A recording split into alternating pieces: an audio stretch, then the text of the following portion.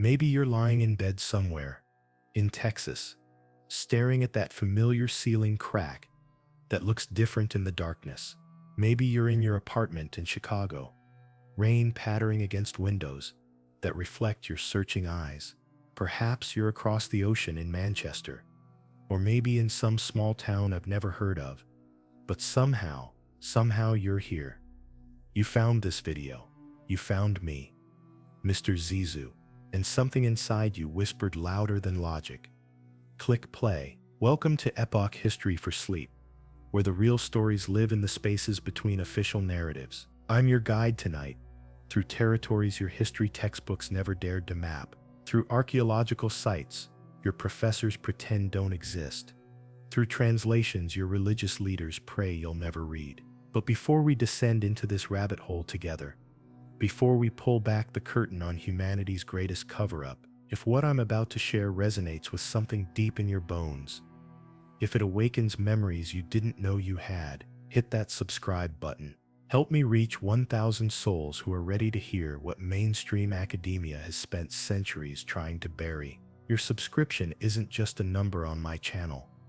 It's a signal that you're ready for what's coming. It's a declaration that you refuse to accept the sanitized version of human history they've been feeding you since childhood. Tonight, you will hear what they never wanted you to hear. What if I told you that right now in the year 2025, the Indonesian government is secretly preparing to unearth the world's most ancient pyramid, a colossal structure buried for 28,000 years, one that could demonstrate humanity's ancestors wielded sophisticated technology during the Ice Age only for global elites and skeptical scientists to conspire against its revelation, withdrawing evidence and halting excavations to keep our true origins concealed.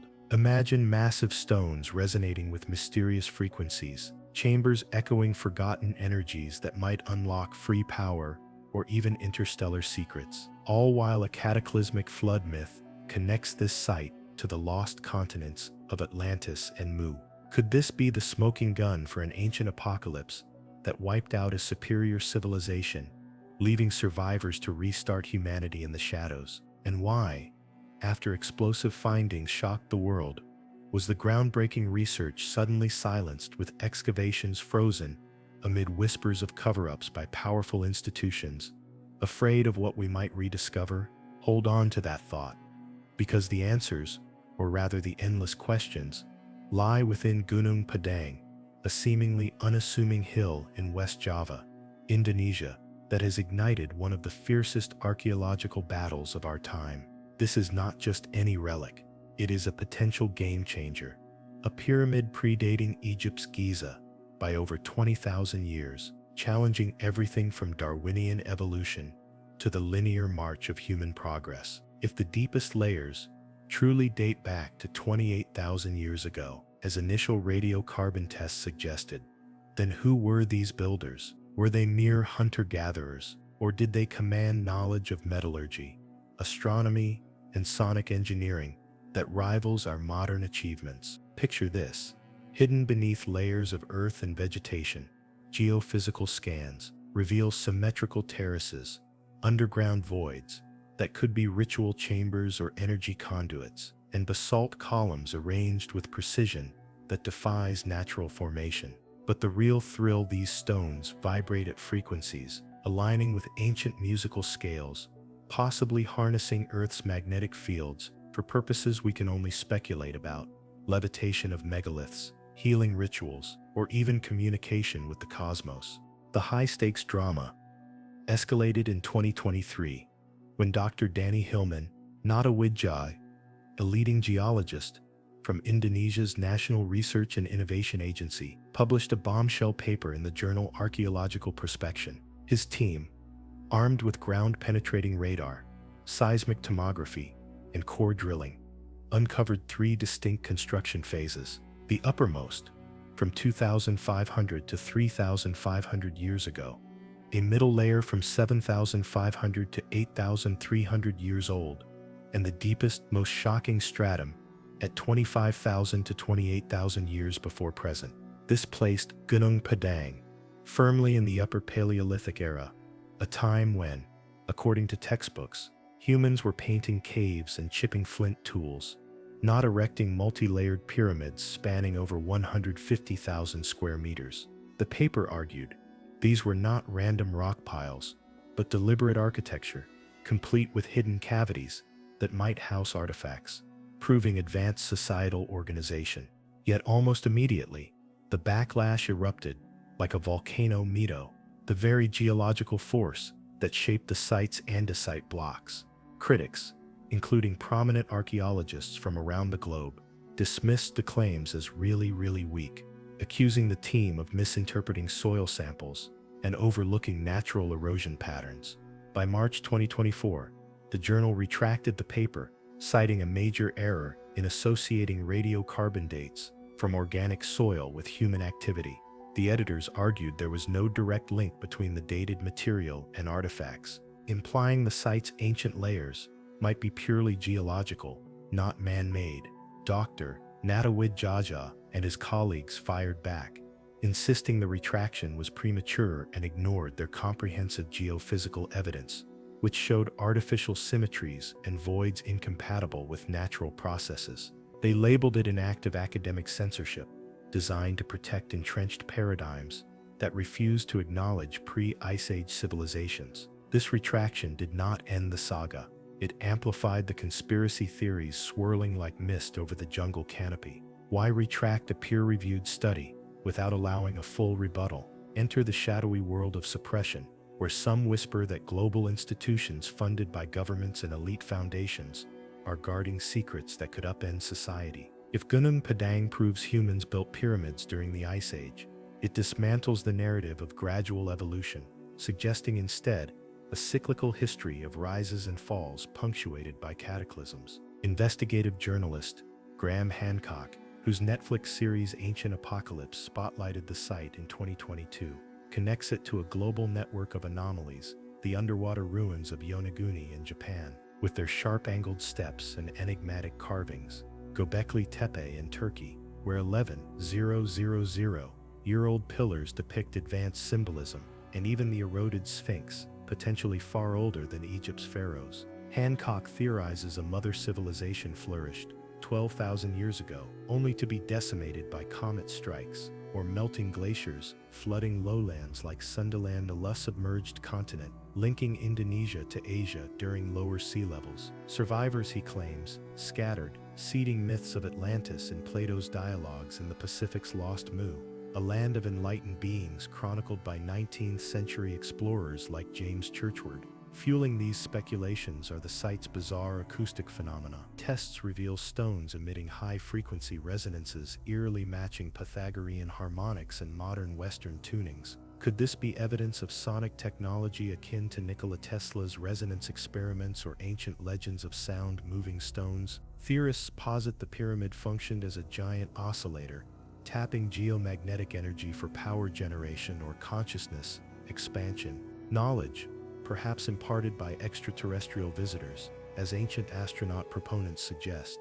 Local Sundanese folklore adds layers, tales of a mountain of enlightenment, built by divine kings, a sanctuary amid a great flood that mirrors Noah's Ark, the epic of Gilgamesh, and indigenous stories worldwide. What if this flood was real, a memory of the Younger Dryas impact event, around 12,000 years ago, when sea levels rose 120 meters, drowning advanced coastal societies? Fast forward to 2025, and the plot thickens. In February, Indonesia's culture minister, Fadli Zon, publicly urged renewed investigations into Gunung Padang, citing the ongoing debates as a call for clarity. By July, the government announced plans to restore the site in stages, beginning this year with studies preceding physical work.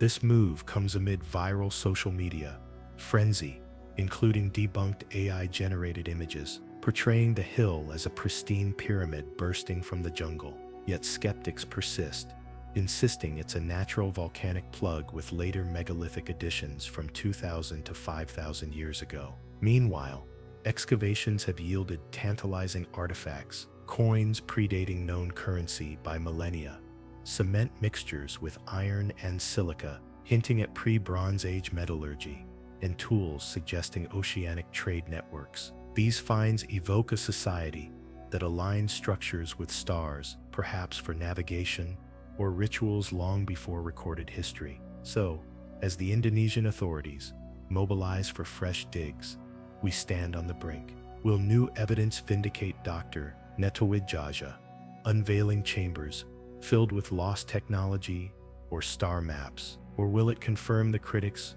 relegating Gunung Padang to a footnote of natural wonder? More provocatively, what if the site's energies, those humming stones, are activating now, syncing with global shifts like climate anomalies or unexplained phenomena, signaling a rediscovery timed for our era? Could hidden forces be orchestrating the delay, fearing humanity's readiness for truths about alien influences, nuclear-like ancient wars, or a great reset echoing past apocalypses? These questions linger unanswered, pulling us deeper into the unknown, where history's veil thins and the impossible beckons. And now, allow me to properly welcome you to this enthralling dive into the past. I am Mr. Zizu, your host on Epoch History for Sleep, where we unravel the enigmas of bygone eras to soothe your mind and spark your dreams. If these tales of buried pyramids and concealed civilizations captivate you as much as they do me,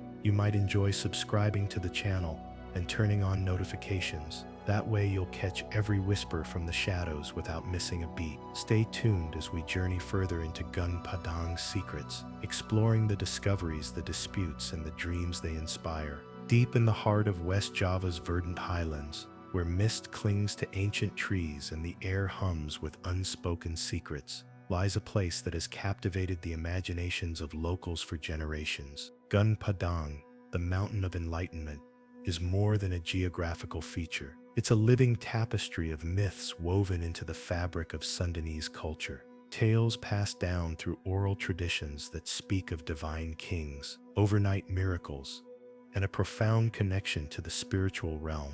For the indigenous people of Karyamukti village, this hill has long been revered as a site of power, a nexus where the earthly and the ethereal converge. Legends whisper that it was here, amid the volcanic soil and towering ferns, that King Siliwangi, the semi-mythical ruler of the Pajajaran kingdom in the 15th century, attempted an audacious feat, constructing a grand palace in a single night. According to these stories, Siliwangi, a figure blending historical fact with supernatural lore, summoned supernatural forces to aid him. But as dawn broke, the structure remained unfinished, frozen in time as a terraced monument to ambition and the limits of mortal endeavor. Some versions of the tale suggest he was thwarted by jealous spirits or divine intervention, leaving behind a labyrinth of stone terraces that echo with the frustration of unfulfilled destiny.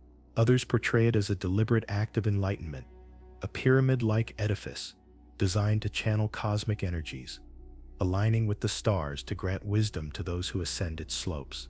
These narratives are not mere folklore. They pulse with a deeper resonance, hinting at forgotten rituals and ancestral veneration. Villagers speak of Gunung Padang as a Pundan Berundak, a step terrace sacred in Sundanese tradition, where offerings are made to appease the spirits of the land. It's said that the stones themselves hold memories, vibrating with subtle energy that can heal the sick or reveal visions to the pure of heart.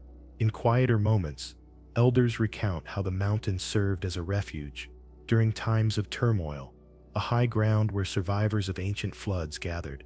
Their stories mirror global deluge myths, but rooted in the specific topography of Sundaland. This submerged continent, once connecting Indonesia to mainland Asia, fuels speculation that Gunung Padang's terraces are remnants of a pre-flood sanctuary built by a people who understood the rhythms of the earth far better than we do today.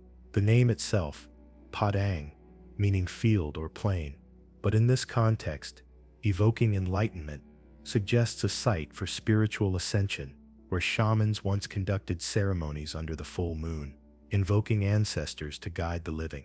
Yet beneath these enchanting tales lurks a shadow of intrigue. Why have such stories persisted so vividly, as if guarding a truth too profound for casual revelation. It was into this web of legend that European explorers first stumbled, their arrival marking the collision of colonial ambition with indigenous mystery. In the year 1914, during the height of Dutch colonial rule over the East Indies, a historian and archaeologist named Nicolaas Johannes Crom ventured into the dense jungles surrounding Cianjur. Crom, a meticulous scholar affiliated with the Dutch Archaeological Service, was drawn by rumors circulating among plantation owners and local guides, whispers of peculiar stone formations hidden on a remote hilltop. The Netherlands' East Indies were a treasure trove for European antiquarians, who often romanticized the archipelago's ruins as echoes of lost grandeur. But Gunung Padang presented something altogether different. As Crom hacked through the undergrowth, the air thick with humidity and the calls of exotic birds, he encountered a series of massive basalt columns and terraced platforms, overgrown yet unmistakably arranged by human hands. These were no random boulders. They formed deliberate steps, ascending the hill, flanked by walls that hinted at enclosures for rituals or gatherings. In his report for the Rapporten van de Oude Kundigdienst, Crom described the site as a megalithic complex, possibly a prehistoric sanctuary, and urged further investigation. He noted the local reverence, tying it to tales of King Siliwangi, but his words carried an undercurrent of dismissal, viewing the indigenous myths as quaint embellishments on what he assumed was a relatively recent construction. What Crom could not have known, or perhaps chose to ignore, was the site's potential to upend Eurocentric views of history. In an era when colonial powers justified their dominance by portraying Asian societies as primitive, acknowledging a sophisticated megalithic structure predating European monuments would have been inconvenient. Conspiracy whispers suggest that Dutch authorities deliberately downplayed the discovery, burying Crom's report in bureaucratic archives to avoid empowering nationalist sentiments among Indonesians. After all, if Gunung Padang proved an ancient engineering marvel, it might inspire claims that Southeast Asian civilizations rivaled or surpassed those of the West, fueling independence movements already simmering in the early 20th century. Crom's plea for a professional expedition went unheeded. The site faded into obscurity, its terraces reclaimed by vines and moss, as if the mountain itself conspired to remain hidden.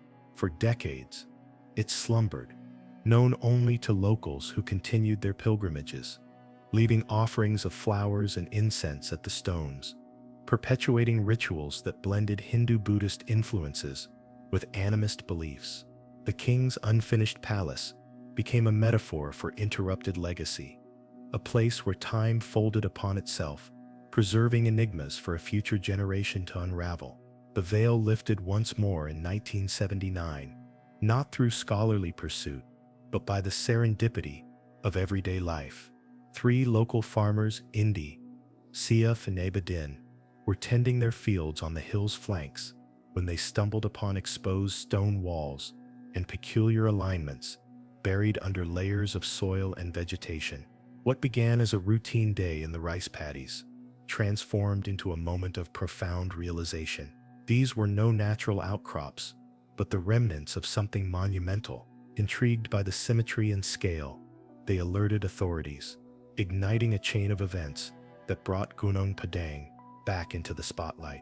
Indonesia, having gained independence in 1949, was in the throes of nation building, eager to reclaim its cultural heritage from colonial narratives. The government's Bureau of Archaeology dispatched teams to survey the site, confirming Crom's earlier observations, but expanding them with fresh eyes. Excavations revealed over 400 andesite columns, some weighing hundreds of kilograms, arranged in 5 distinct terraces spanning thousands of square meters. The farmers' discovery resonated with the legends they grew up with, as if King Siliwangi's spirit had guided their hands to unearth his legacy. As archaeologists mapped the terraces, they uncovered subtle clues that amplified the site's mystique, alignments possibly oriented towards solstices, suggesting astronomical knowledge, and buried offerings that echoed the spiritual practices still observed today. Local shamans interpreted the rediscovery as a sign, a call from the ancestors to protect the mountain from exploitation. Yet even in this moment of revelation, shadows of doubt crept in. Why had the site been overlooked for so long? Some theorists posit that colonial maps intentionally omitted detailed surveys, part of a broader strategy to suppress indigenous pride and extract resources without cultural interference. The 1979 findings, while exciting, were initially dated to a modest 2,500 to 1,500 years before the Common Era, fitting neatly into accepted timelines, but failing to capture the deeper antiquity hinted at by the legends. This conservative estimate allowed the site to slip back towards obscurity, its true depths unexplored, waiting for bolder minds to probe further. What if these early encounters were mere preludes to greater revelations? The legends of overnight construction and divine intervention might encode memories of advanced techniques lost to time, sound waves to shape stone, or communal efforts spanning generations disguised as miracles. As we peel back the layers of history and myth, Gunung Padang emerges not just as a physical structure, but as a puzzle box, each terrace unlocking questions about humanity's forgotten ingenuity. The farmer's chance find in 1979 bridged the gap between folklore and fact, setting the stage for controversies that would challenge our understanding of the past. As we pause here, I'm curious. Dear listeners, where are you joining me from tonight? Perhaps a quiet corner in London, a bustling cafe in Jakarta, or a cozy bed in New York. And what time is it there? As you drift into these ancient mysteries with me, share in the comments below, and let's see how far this tale travels across the globe. The rediscovery of Gunung Padang in 1979 marked a turning point, but it was merely the opening act of a drama that would unfold over decades, drawing in geologists, archaeologists, conspiracy theorists, and government officials in an intricate dance of revelation and concealment. The farmers, who first glimpsed those ancient stones, could never have imagined they were touching off a controversy that would reach the highest levels of Indonesian government and capture the imagination of alternative historians worldwide. As we ascend the metaphorical slopes of Gunung Padang's enigma, let's immerse ourselves in the tangible wonders that define this site, not through distant legends or initial glimpses, but by dissecting its physical form layer by layer, stone by stone. What makes this hill so profoundly unsettling to our understanding of prehistory is its defiant architecture, a sprawling complex of terraces, chambers, and alignments that seem engineered with a precision defying the chaos of nature, spanning an estimated 150,000 square meters, larger than many modern stadiums.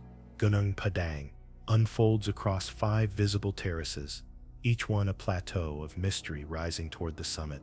These are no gentle inclines, they are deliberate steps hewn from volcanic andesite and basalt, materials forged in the fiery bowels of ancient eruptions. The lowest terrace alone stretches over a vast expanse, dotted with hundreds of columnar stones, some as tall as a person and weighing up to 300 kilograms, arranged in patterns that evoke ritual enclosures or astronomical markers. As you move upward, the terraces narrow, creating a stepped pyramid silhouette that echoes distant cousins like Mexico's Teotihuacan or Peru's Caral, yet predating them by eons. If the boldest claims hold true, the journey between these levels is facilitated by a central staircase, a monumental path comprising 370 steps carved directly into the bedrock and flanked by retaining walls that have withstood millennia of tropical rains and seismic tremors. This isn't a mere trail, it's a processional route wide enough for groups to ascend in formation, perhaps for ceremonies under the stars. Local guides today describe climbing it as a meditative ordeal, where the rhythm of footfalls syncs with the mountain's subtle hum, vibrations felt through the soles, hinting at deeper resonances we'll explore soon. But the surface is just the beginning. Geophysical surveys, employing ground-penetrating radar and electrical resistivity, tomography, have peeled back the Earth's skin to reveal hidden strata, a subterranean world that transforms Gunung Padang from hill to labyrinth. The uppermost unit, dubbed Unit 1, consists of those visible terraces built with loosely stacked columns and dated preliminarily to between 500 and 1,500 years before the Common Era through surface erosion analysis and artifact associations. Yet as probes delved deeper, Unit 2 emerged, at depths of 3 to 5 meters, a more compacted layer of rocks and soil, showing signs of intentional filling and alignment, with carbon dates pushing back to 7,500 to 8,300 years ago. Then comes the heartstopper, Unit 3, buried 15 meters down, a dense matrix of fractured basalt and ancient sediments, yielding radiocarbon results from 25,000 to 28,000 years before present. This layer isn't haphazard. Scans depict rectangular voids, mossable chambers or tunnels, extending laterally into the hillside, their walls suggesting human modification through fracturing and positioning. Seismic profiles indicate these spaces could span dozens of meters, potentially housing undiscovered relics or serving as acoustic amplifiers, given the site's peculiar sound properties. And lurking even deeper, at depths exceeding 20 meters, hints of a fourth unit emerge, fractured bedrock with anomalous cavities that some interpret as the foundational core, possibly natural, but co-opted by early builders for stability. The entire edifice rests atop an extinct volcanic plug, a natural pedestal that elevates it above the surrounding plains, as if chosen deliberately for its commanding view and geological resilience. This layered construction evokes a palimpsest where successive generations added to an original blueprint, each era imprinting its mark while honoring the ancient base. What fuels endless curiosity here is how these structures challenge our preconceptions of technological timelines. Consider the stones themselves, hexagonal basalt columns, reminiscent of Ireland's Giant's Causeway, but relocated and reoriented by human effort. Transporting these behemoths up a 90-meter incline without wheels or beasts of burden implies sophisticated logistics, ramps, levers, or perhaps something more esoteric, like the sonic levitation hinted at in global myths.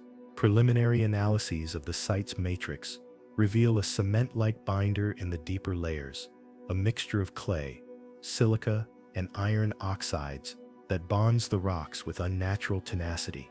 This isn't crude mortar. It's a geochemical recipe suggesting early experimentation with adhesives predating known metallurgy by thousands of years. If Unit 3's dates are accurate, this implies a society during the last glacial maximum, when much of the world was locked in ice, possessed the ability to quarry, shape, and assemble megaliths on a grand scale. Were they observing celestial cycles, aligning terraces to solstices, as later measurements suggest? Or was this a defensive bastion against encroaching seas, perched high on Sunderland's remnants as waters rose?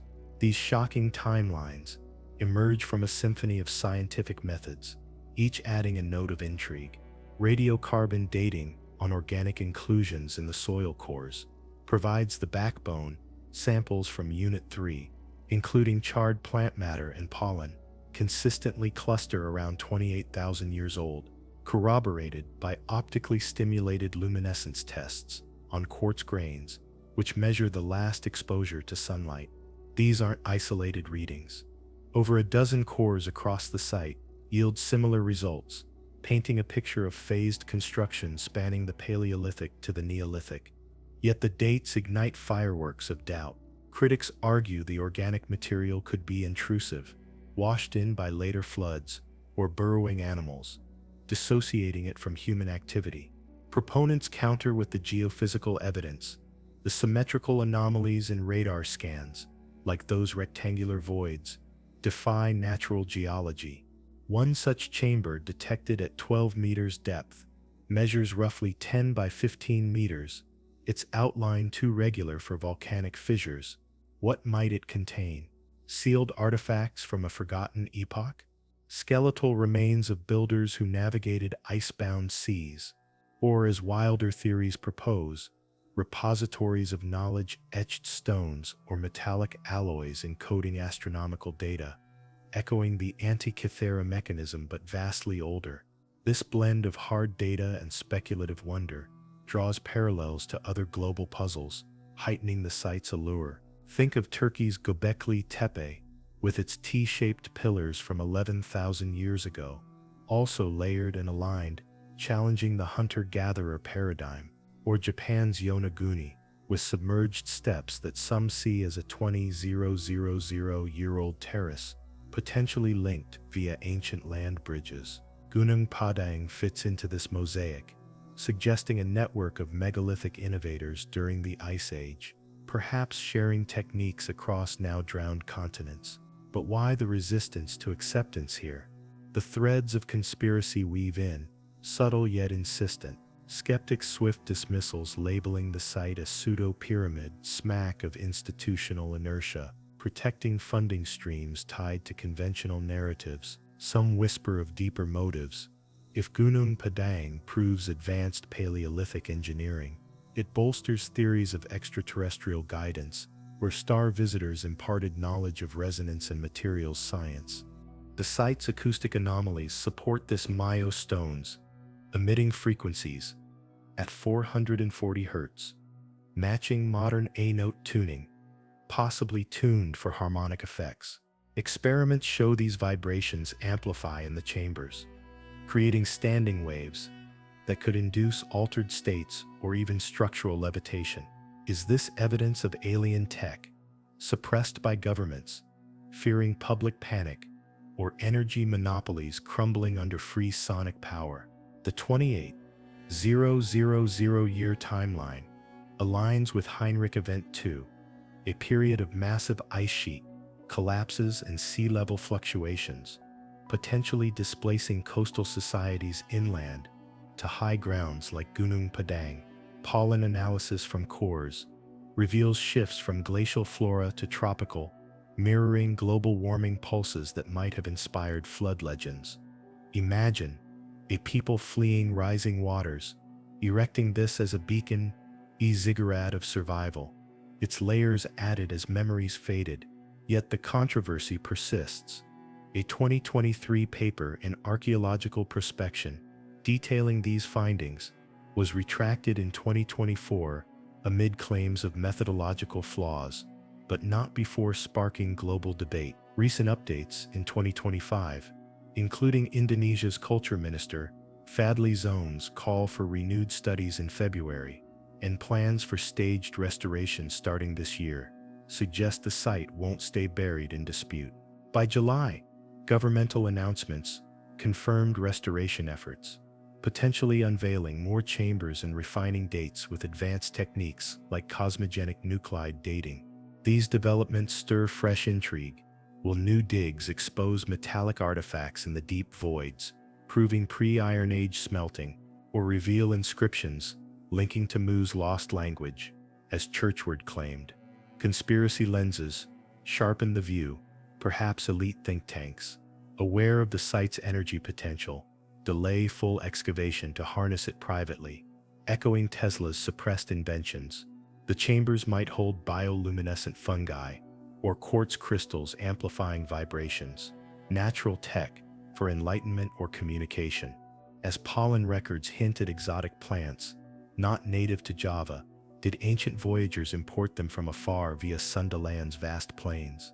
Gunung Padang's structure, with its clear symmetries and staggering timelines, stands as a gauntlet thrown at history's feet. Each terrace, each void beckons with possibilities, an observatory charting comets that doomed their world, or a resonator tuning human minds to cosmic frequencies. The site's resilience, surviving earthquakes that toppled lesser builds, implies earthquake-resistant design, perhaps through flexible joints or sacred geometry. As 2025's restorations unfold, we edge closer to answers. Yet the questions multiply, drawing us inexorably toward the minds that first envisioned this marvel. From here, the path leads to the visionaries who brought these secrets to light, their battles adding another layer to the pyramid's enduring saga. When Dr. Danny Hillman Nadawijaja first set his sights on Gunung Padang in the early 2000s, he was not chasing pyramids or lost civilizations. He was a geologist, grounded in the study of earthquakes and tectonic shifts, working for Indonesia's National Research and Innovation Agency. His expertise lay in unraveling the Earth's restless movements, not unearthing human secrets buried beneath them. But something about this unassuming hill in West Java tugged at his scientific curiosity, a nagging sense that its contours hid more than volcanic whimsy. What if the legends whispered by locals were not mere folklore, but echoes of a deeper truth? What anomalies might lurk under the soil, defying the tidy timelines of history?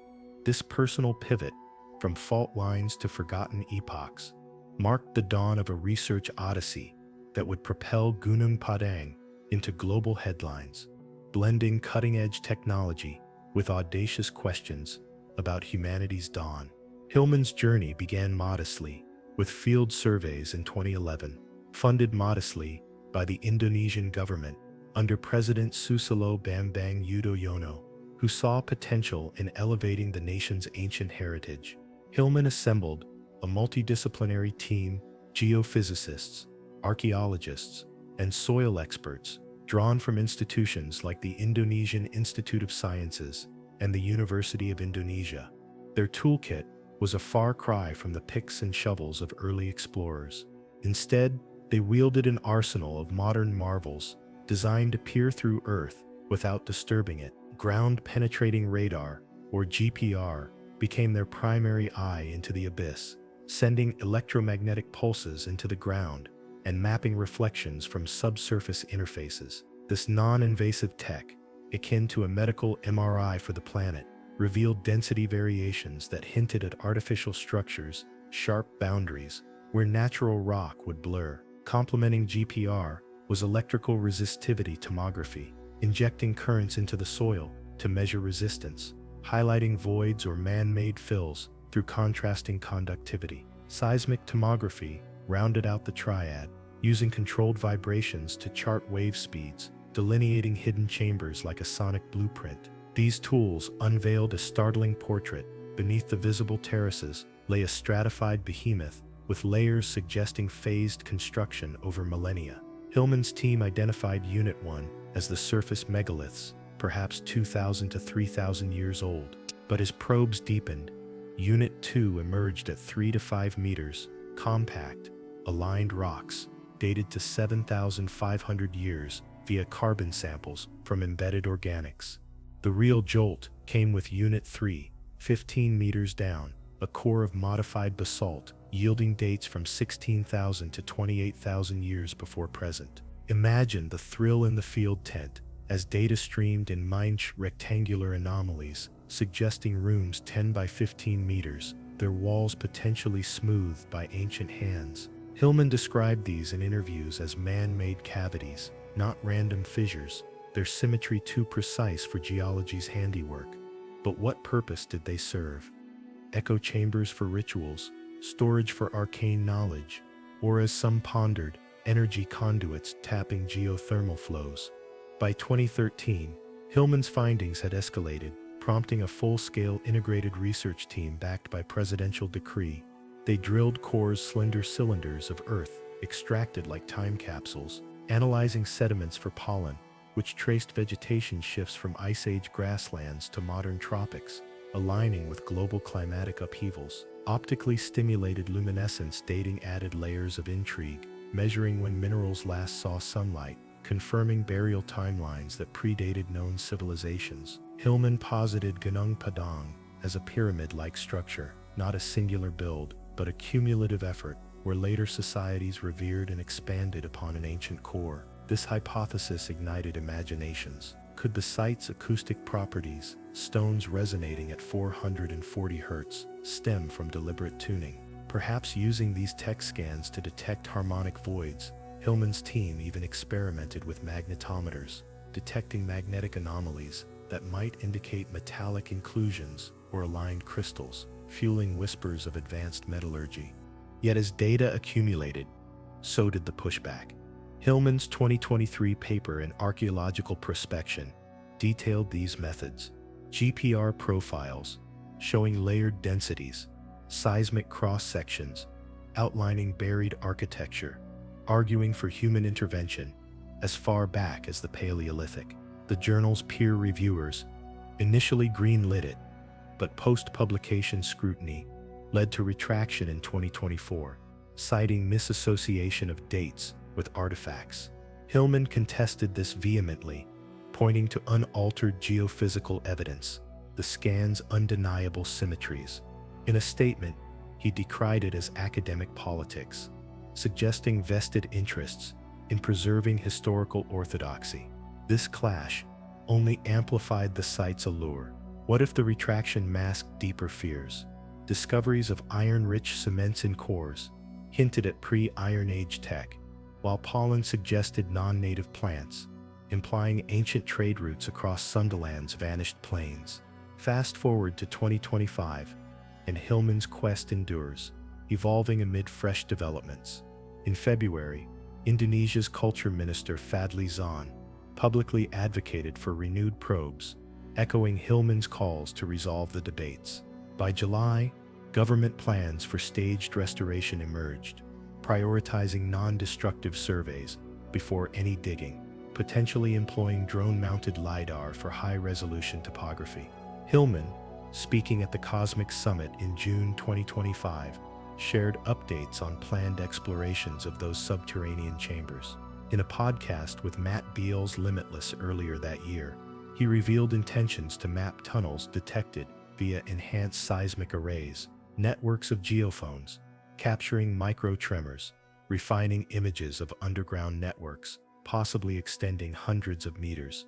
These could be natural lava tubes repurposed, but Hillman speculates human expansion, perhaps for water channels or ceremonial paths.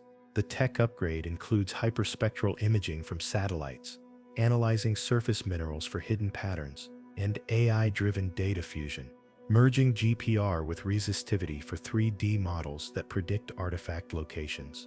Hillman's persistence stems from a profound what-if. What if Gunung Padang bridges to a pre-cataclysm world where humans harness sound and stone in ways we scarcely comprehend? His team's 2025 efforts incorporate bioacoustics, recording stone vibrations with sensitive microphones, correlating them to chamber geometries revealed by tech. Preliminary results suggest amplification effects where frequencies build in voids, evoking ancient sonic engineering. Could this explain myths of stones singing during rituals, or link to Tesla-inspired theories of resonance as energy? Hillman draws parallels to global sites like Malta's Hypogeum, with its acoustic chambers, proposing a shared ancient knowledge network. Yet obstacles loom: funding cuts, post-retraction, and critics like Flint Dibble accusing obstructionism, though Hillman counters with open invitations for joint studies. This year's push includes collaborative ventures, potentially with international teams, using portable muon tomography, particle detectors tracing cosmic rays through rock, mapping densities like X-rays for pyramids. Hillman envisions this unveiling sealed spaces, perhaps containing organics for DNA analysis, tracing builder origins. Tantalizingly, social media buzz in mid-2025 highlights AI-generated simulations based on his data, visualizing a bustling Ice Age hub atop the hill, but shadows persist. Why the halt in 2014 under a new administration? Hillman alludes to political pressures, perhaps tied to resource exploitation in the region, where mining interests eye the volcanic riches. Conspiracy undercurrents suggest global suppression, elites wary of paradigm-shifting proofs that humanity cycled through advanced phases, erased by floods. Hillman's narrative weaves personal conviction with empirical rigor, his geologist's lens revealing a site where tech illuminates the improbable. In Cosmic Summit talks, he shared 2025 core samples showing anomalous quartz alignments, possibly piezoelectric, generating electricity under pressure, hinting at energy-harnessing designs. What forgotten experiments might these enable? Healing fields? Communication devices?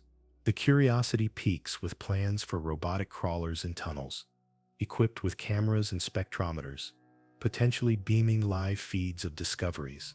As Fadli Zahn's initiatives gain traction, Hillman stands at the forefront, his research a beacon for those questioning history's veil. Yet the mystery lingers in unanswered riddles. If chambers yield star maps or encoded scripts, how do they reshape our cosmic place?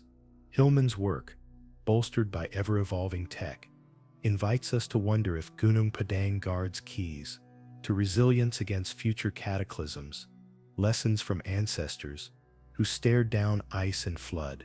His odyssey from tectonic plates to temporal portals underscores a truth: the Earth's whispers, captured by radar and resonance, might just echo humanity's untold symphony. As 2025 unfolds with restoration phases commencing, Hillman's vision propels us toward revelations that could echo eternally. From here, the story branches to the artifacts unearthed, each one a spark in the enigma's flame. And as we linger in this moment, dear listeners, I'm curious, what sparks your imagination most about Gunung Padang? Drop a comment with your thoughts, or perhaps share where you're tuning in from as we unravel these ancient secrets together. If you're enjoying these journeys into the past, consider subscribing to Epoch History for Sleep to catch every new tale as it unfolds, and maybe tap that notification bell to stay in the loop. It's a gentle way to ensure you never miss a whisper from history's shadows. Amid the swirling debates and digital echoes of Gunung Padang's contested timelines, a quieter revolution unfolds through the tangible relics pulled from its soil, objects that whisper of ingenuity far beyond the grasp of primitive societies. These supplemental discoveries, emerging piecemeal during excavations and surveys, serve as puzzle pieces in a grander mosaic, each one challenging us to rethink not just when humans built, but how they innovated in ways that blur the boundaries between ancient craft and modern science. Let's embark on this tactile exploration, artifact by artifact, where every unearthed item sparks a cascade of wonder. Could these be tokens from a vanished epoch, deliberately preserved to signal across millennia, or mere anomalies, twisted by time and interpretation? Consider first the enigmatic coins that surfaced during the 2013 digs, items that initially seemed mundane, yet quickly unraveled into profound anomalies. Described in preliminary reports as small metallic discs with faint engravings, these were no ordinary currency.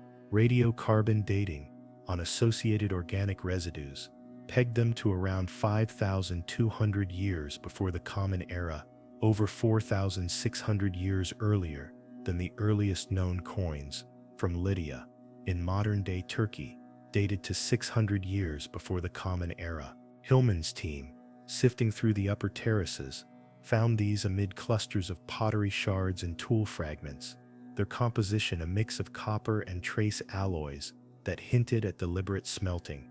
But the intrigue lies in the symbols, abstract motifs resembling celestial alignments or rudimentary scripts, not unlike those on later Indus Valley seals. Were these proto-coins used for trade across Sunderland's vast, now submerged networks, facilitating exchanges of ideas and goods long before formalized economies? Or, as bolder voices suggest, do they represent symbolic amulets charged with ritual significance to harness the site's resonant energies? One particularly controversial find, a coin-like disc initially misidentified as colonial Dutch, but later scrutinized for deeper provenance, sparked accusations of misdating, with critics claiming it undermined the site's antiquity. Yet proponents argue it could be a layered artifact, reused across eras, embedding a message from Paleolithic origins into historical reuse. This coin controversy dovetails into a broader trove of personal adornments and daily implements, each adding hues to the portrait of Gunung Padang's inhabitants. Excavations in the mid-terraces yielded jewelry, beaded necklaces, crafted from polished quartz and obsidian, their facets catching light in ways that evoke deliberate optical effects, perhaps for shamanic visions or status symbols. These beads, strung on what appears to be preserved fiber cords, date to around 3,000 years before the Common Era. But their sourcing puzzles experts the obsidian traces to distant volcanic islands, implying seafaring trade routes during a time when sea levels were lower, connecting Indonesia to Melanesia or beyond. Accompanying these were pottery vessels, not crude, hand-formed lumps, but wheel-thrown ceramics with intricate glazes, suggesting kiln technologies predating known Asian innovations by centuries. Fragments bear etched patterns, geometric spirals, and animal motifs that mirror those at Göbekli Tepe, raising eyebrows. Did ideas migrate across continents via ancient mariners? Or does this point to a shared universal symbolism encoded in human psyche? Tools and weapons further enrich this narrative, transforming Gunung Padang from static monument to vibrant hub. Stone axes with honed edges, polished to a sheen that rivals Neolithic standards, emerged from soil cores, their hafts showing remnants of binding resins. But it's the metallic traces on some blades, iron flecks embedded in basalt, that ignite speculation, dated to 7,000 years before the Common Era. These suggest early experimentation with ore reduction, far preceding the Hittite Iron Age, around 1,200 years before the Common Era.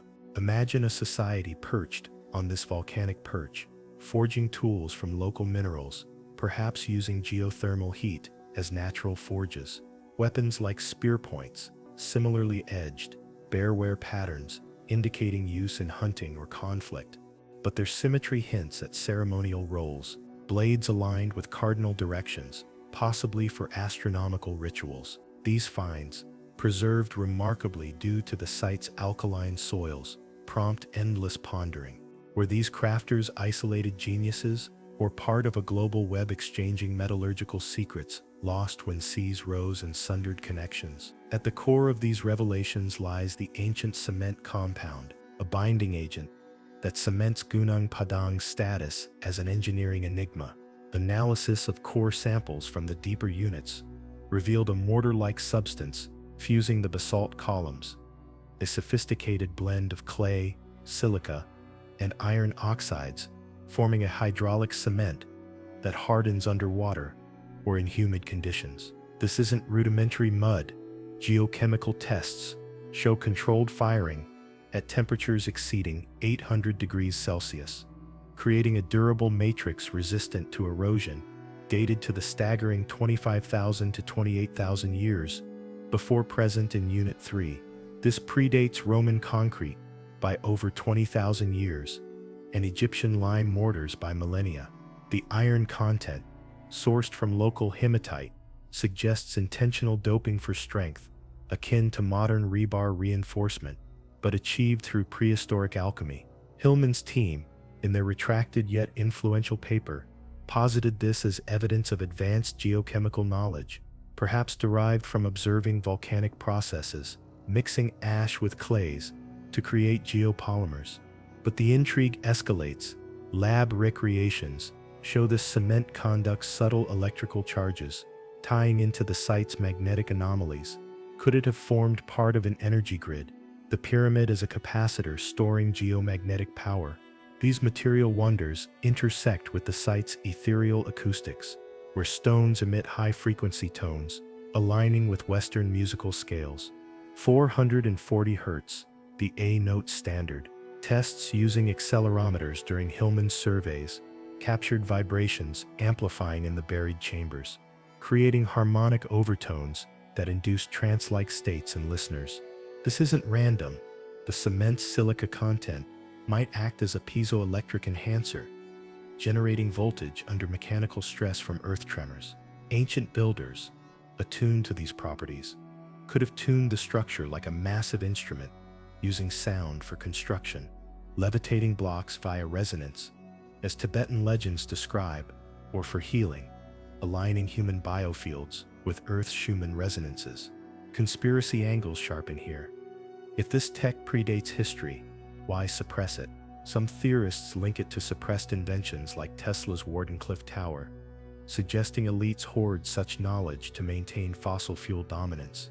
Recent whispers in 2025 forums speculate that restoration plans include acoustic mapping, potentially unveiling chambers as sound healers, echoing Pythagorean mysteries.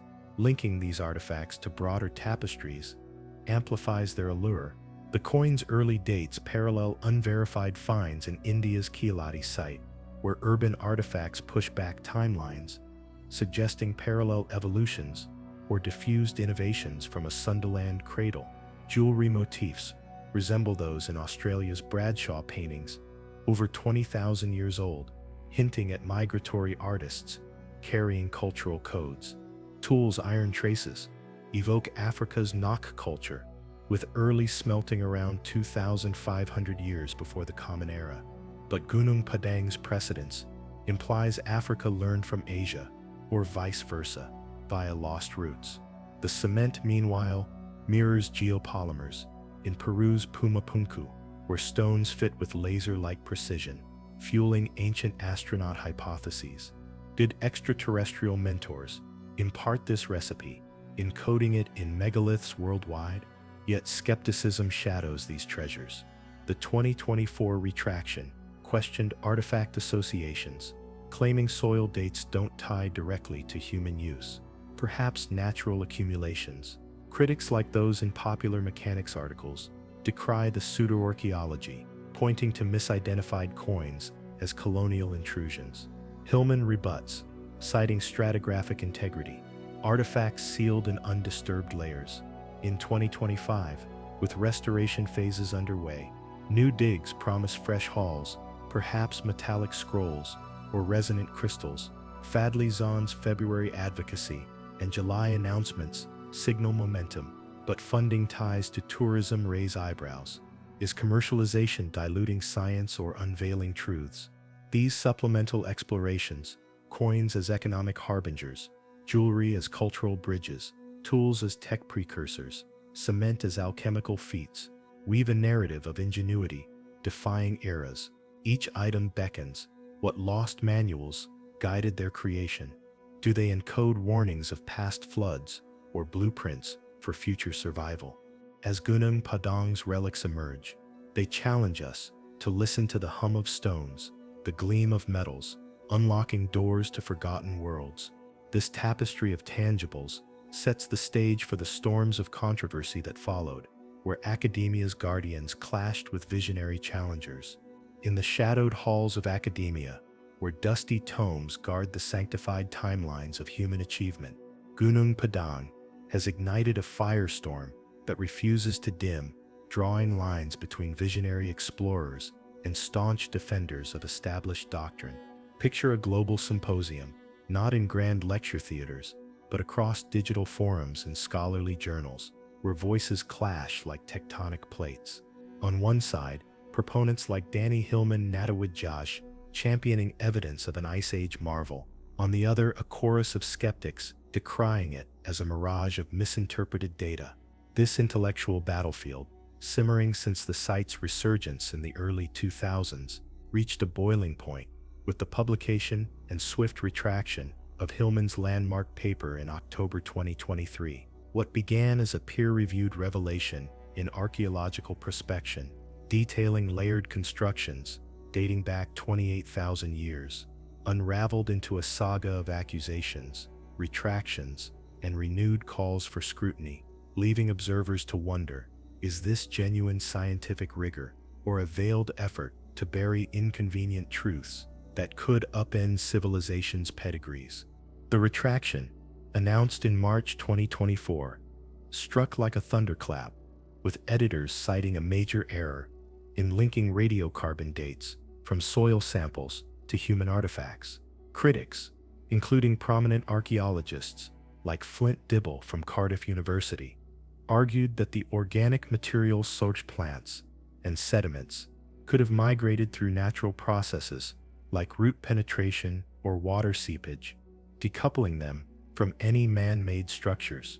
In a scathing critique published in Nature, skeptics dissected the geophysical scans, claiming the symmetrical voids were likely volcanic or erosion pockets, not engineered chambers. They pointed to a lack of direct artifacts in the deepest layers, No tools, no bones, no unequivocal signs of habitation, dismissing the pyramid claim as extraordinary assertions requiring extraordinary evidence, a nod to Carl Sagan's famous dictum. This backlash echoed earlier dismissals. As far back as 2014, Indonesian archaeologists from the Bandung Archaeological Center lambasted the excavation methods, accusing Hillman's team of bypassing standard protocols and risking site integrity for sensationalism. International voices joined the fray, with some labeling the research pseudo-archaeology, akin to fringe theories peddled on late-night documentaries. Yet beneath the surface barbs, a pattern emerges. Many detractors hadn't visited the site or analyzed raw data, relying instead on second-hand interpretations. Could this haste stem from discomfort with the implications that human ingenuity flourished amid glaciers, challenging the narrative of post-Ice Age innovation? Hillman and his allies didn't retreat quietly. In public statements and interviews, they rebutted the retraction as premature, emphasizing that the journal ignored supplementary evidence submitted during revisions, including detailed seismic profiles showing artificial alignments incompatible with geology. Hillman highlighted the interdisciplinary nature of his work: geologists, physicists, and archaeologists collaborating, contrasting it with critics' armchair analyses. Supporters,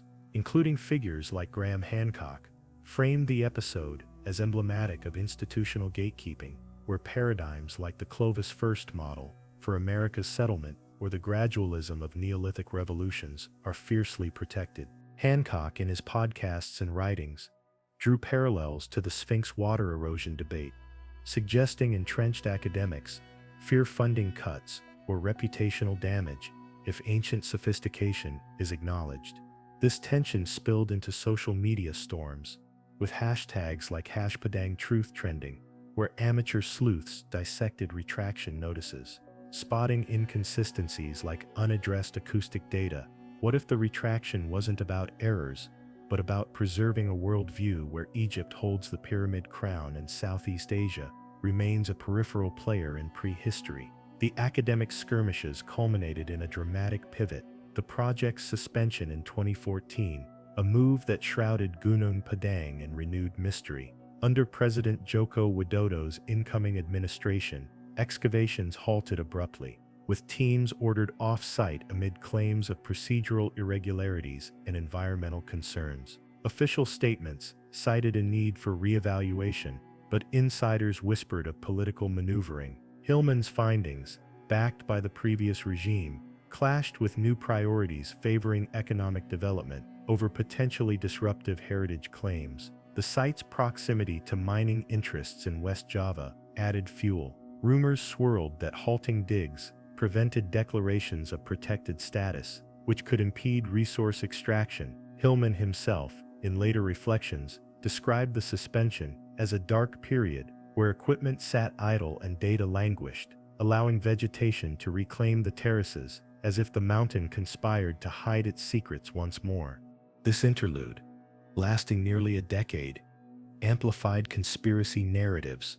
Was it coincidence that the halt followed international media buzz, or did global powers, perhaps through UNESCO or academic lobbies, apply subtle pressure to quash a story, threatening Western-centric histories? Fast forward to 2025, and the embers reignite with tantalizing developments that keep the intrigue alive. In January, Indonesian media outlets reported fresh governmental interest, with plans to further investigate the site to uncover its mystery, signaling a thaw in the freeze. By February, Culture Minister Fadli Zon publicly urged renewed studies, framing Gunung Padang as a national treasure deserving clarity amid ongoing debates. This momentum peaked in July, when announcements confirmed staged restoration beginning this year, starting with non-invasive surveys before physical work, a cautious approach that nods to past controversies. Hillman, speaking at events like the Cosmic Summit, expressed optimism, hinting at international collaborations to bolster credibility. Yet the path forward is fraught. An April 2025 article in New Asia Currents detailed persistent backlash, noting how Hillman's claims have halted research multiple times due to mainstream scholars' resistance. Critics demand a global consortium for verification, as suggested in Tempo magazine's January 2024 piece, emphasizing the need for unbiased oversight to settle the controversies on Gunung Padang. These updates stir a cauldron of speculation. Why now? After years of stasis, some see it as Indonesia asserting cultural sovereignty, leveraging the site to boost tourism and national pride amid economic pressures. Others detect deeper undercurrents, perhaps influenced by viral content like YouTube analyses, dissecting the retraction, or TikTok clips, hyping the oldest pyramid claim. Conspiracy enthusiasts weave elaborate webs. Could shadowy networks tied to pharmaceutical or energy giants fear the site's acoustic and material secrets, leading to breakthroughs in free energy or alternative medicine? Hancock's allies point to Netflix's Ancient Apocalypse backlash as precedent, where similar alternative history was branded dangerous misinformation. As the veil of mystery surrounding Gunung Padang continues to part, revealing glimpses of an audacious past, one cannot help but sense the threads extending far beyond Indonesia's misty jungles, weaving into a tapestry of global enigmas that span oceans and epochs. Imagine, if you will, a hidden network of ancient sentinels, each one a silent witness to a shared saga of human ingenuity, or perhaps something more profound, a collective memory of cataclysms that reshaped the world. Gunung Padang, with its layered terraces and resonant stones, does not stand alone. It resonates with distant cousins like the submerged formations of Yonaguni in Japan, the enigmatic pillars of Göbekli Tepe in Turkey, and the spectral legend of the lost continent, Mu in the Pacific. These connections, forged through geological echoes, mythological parallels, and controversial theories, beckon us to ponder. Are we glimpsing fragments of a precursor civilization, one that flourished during the Ice Age, only to vanish beneath waves or sands, leaving cryptic clues for those daring enough to connect the dots? In this exploration, we'll traverse these sites not as isolated curiosities, but as interconnected portals, each amplifying the other's secrets and stirring whispers of suppressed knowledge that could redefine our place in the cosmos.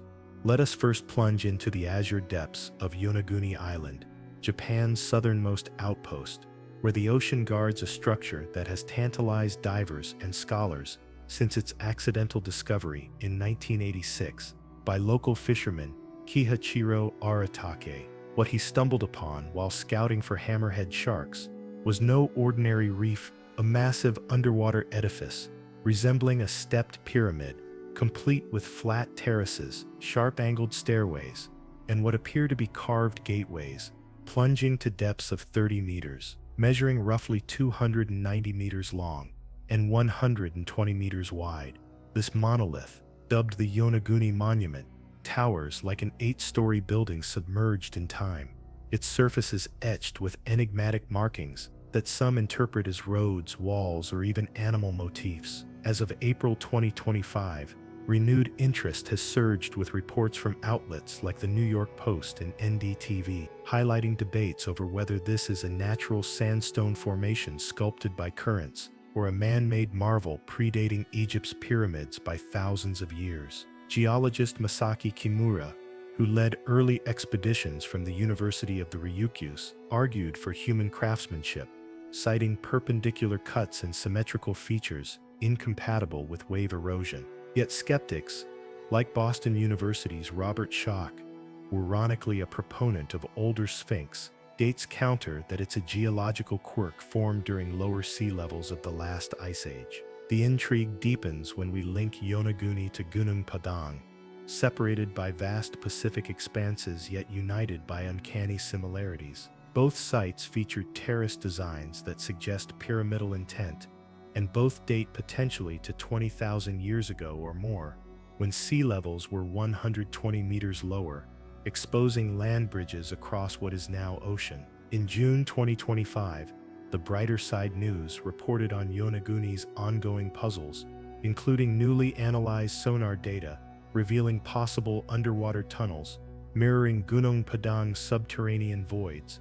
Could these be remnants of a coastal network where ancient mariners navigated from Sundaland, Gunung Padang's Ice Age homeland, to the Ryukyu chain? Theories abound.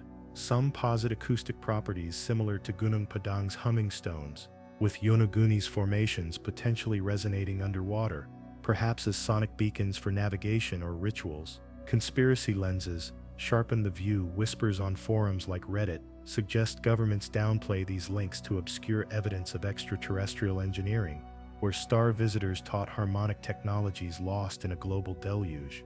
As of July 2025, National Geographic History featured footage of divers exploring Yonaguni's main terrace, sparking viral debates.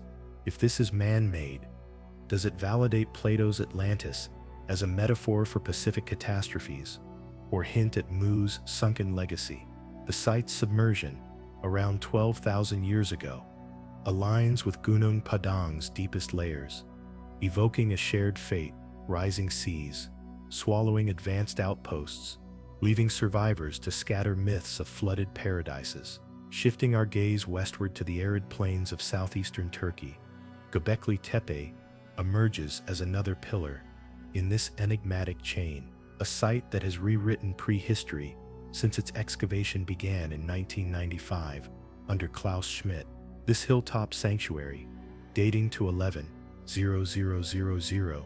years before the Common Era, older than Stonehenge by 6 millennia, boasts circular enclosures ringed by T-shaped limestone pillars, some towering 6 meters and weighing up to 20 tons, adorned with intricate carvings of animals, abstract symbols, and humanoid figures. As of February 2025, the Jerusalem Post reported that only 10% of the site has been unearthed, with projections estimating 150 years for full excavation, yielding ongoing surprises like a recently uncovered wild boar statue. Geophysical surveys reveal over 20 such circles buried beneath, suggesting a vast complex built by hunter-gatherers who, contrary to traditional views, organized on a monumental scale without agriculture or metal tools. The ties to Gunung Padang are striking. Both feature layered constructions, intentionally buried. Göbekli Tepe's enclosures, backfilled with debris, much like Gunung Padang's terrace infills, perhaps to preserve sacred spaces or mark cosmic cycles. In June 2025, a megalithomania video update on nearby Karahan Tepe, a sister site, showcased new enclosures with phallic pillars, echoing Gunung Padang's potential astronomical alignments. Theories propose a global diffusion of ideas. During the Younger Dryas period, a climatic upheaval around 12,000 years ago, triggered by comet impacts, linking these sites through migratory shamans or shared cataclysmic memories. Graham Hancock, in his works, connects them as outposts of an Ice Age civilization, with Göbekli Tepe's carvings depicting comet swarms that doomed advanced societies. Conspiracy undercurrents intensify.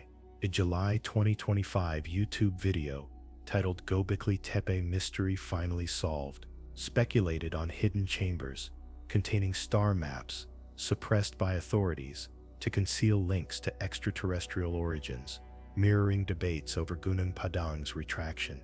As Daily Sabah noted in July, Göbekli Tepe drew over 3 million visitors since 2019, fueling tourism, but also questions why the slow pace of digs. Is it preservation or fear of unearthing proofs that hunter-gatherers wielded knowledge rivaling later empires, perhaps inherited from Mu's diaspora? Enter Mu, the elusive Pacific continent that binds these threads into a grand speculative web, a landmass theorized by 19th century explorer Augustus Laplangian, inspired by misinterpreted Mayan texts, popularized by James Churchward in the 1920s. Mu was envisioned as a vast realm spanning from Easter Island to Micronesia, home to 64 million souls who mastered levitation, telepathy, and crystal energies before sinking in a cataclysm 50,000 years ago. While geologists dismiss Mu as impossible, continents don't sink like ships. Per plate tectonics, its legend persists, fueled by anomalies like Nan Madol's basalt megastructures in Micronesia or Easter Island's Moai statues. In January 2025, RBC Ukraine explored Mu alongside Atlantis and Lemuria, noting how rising seas post-ice age submerged lands, lending credence to flood myths. Churchward claimed ancient tablets from India detailed Mu's downfall, survivors fleeing to seed Egypt, Maya, and Asia, echoing Gunung Padang's potential as a Sundaland refuge. The connections crystallize. Mu's theorized extent overlaps Sundaland, Gunung Padang's ancient domain, with Yonaguni as its eastern outpost, and Göbekli Tepe as a western echo, perhaps built by Mu refugees, navigating via land bridges. A February 2025 Facebook post from My Escape 25 inches linked Mu to Yonaguni and Nan Madol, suggesting a culture spanning the Pacific, its submersion explaining shared symbols like spirals on Göbekli pillars and Gunung Padang artifacts. Local media, in recent articles, questioned Mu's dismissal, citing geological evidence of megatsunamis that could mimic continental sinking. Conspiracy theories thrive. A January 2025 Louis Wolfe piece on Lemuria, Mu's cousin, pondered if occult societies hide proofs of advanced Mu tech, like crystal grids linking these sites for global energy networks. Atlas Obscura's archival dive into Lemuria cults reveals ongoing believers who see Mu in sonar anomalies off Hawaii, potentially tying to Yonaguni's structures. These linkages stir profound questions.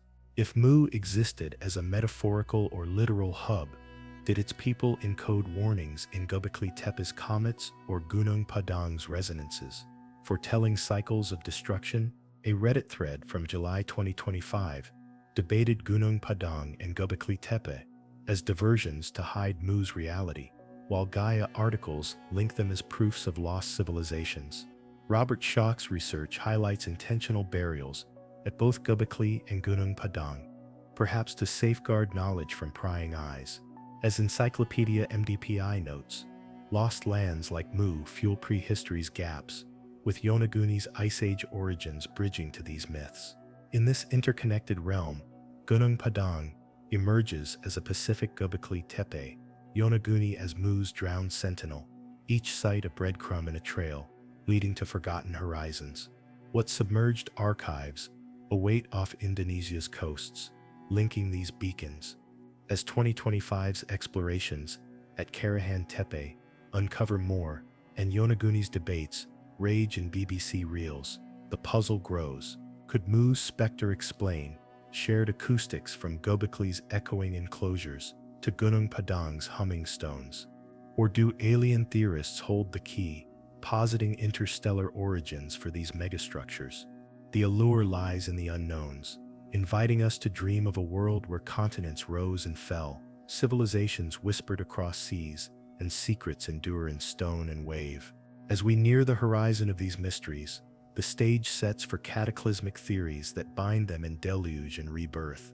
Beneath the surface of accepted history lies a labyrinth of shadowy narratives, where whispers of colossal floods and vanished empires challenge the very pillars of our understanding. I've long pondered these tales, not as mere folklore, but as potential echoes of cataclysms that reshaped humanity's trajectory. What if the Great Flood wasn't a singular biblical event, but a recurring cosmic reset, orchestrated or concealed by forces beyond our grasp?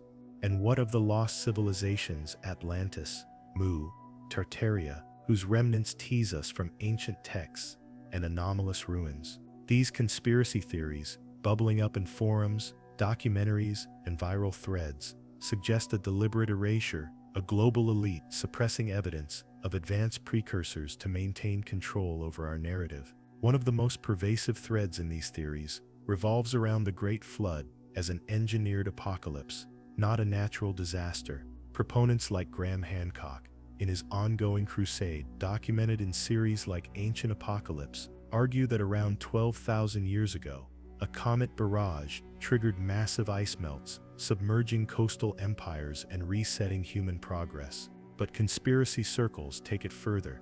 This wasn't random chaos, but a targeted Great Reset by extraterrestrial overseers or ancient cabals to cull overly advanced societies. In a July 2025 article from Daily Sabah, Hancock's ideas resurface amid Göbekli Tepe's tourism boom, where carvings of comets and animals are interpreted as warnings of such events. Imagine, if you will, a civilization harnessing free energy through resonant stones, like those at Gunung Padang, threatening modern power structures.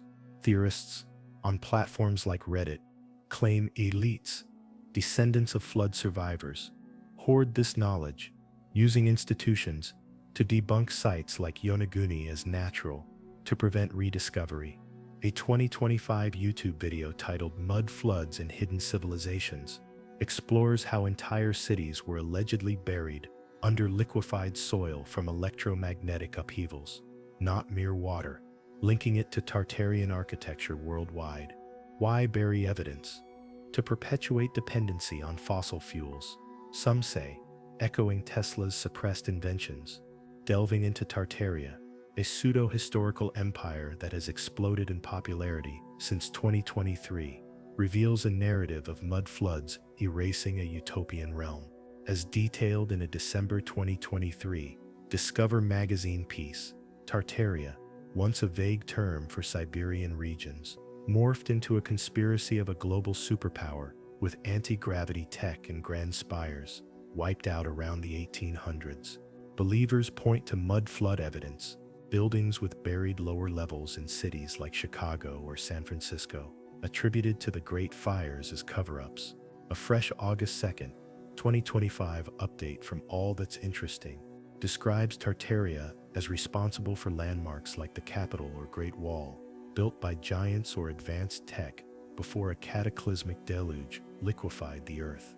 Connecting to Gunung Padang, theorists speculate its terraces survived as high-ground refuge, while Mo's Pacific expanse, overlapping Sundaland, sank in the same event. Churchward's 1920s claims of Mo's crystal-powered society, detailed in a January 2025 RBC Ukraine article on lost continents, suggests survivors fled to Indonesia, seeding Gunung Padang's builders.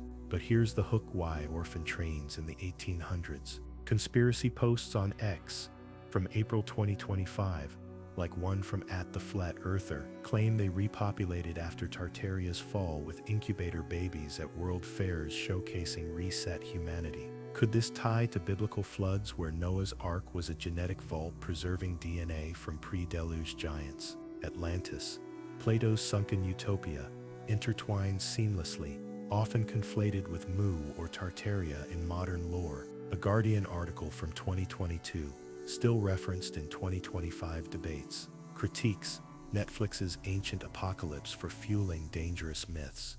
Yet Hancock's October 2024 YouTube interview insists Atlantis was a real Ice Age empire, destroyed by floods from comet impacts. Linking to Göbekli Tepe, the July 26, 2025 Wu report notes, its age fuels conspiracies of flood survivors, building it as a memorial, with pillars encoding star maps of the catastrophe.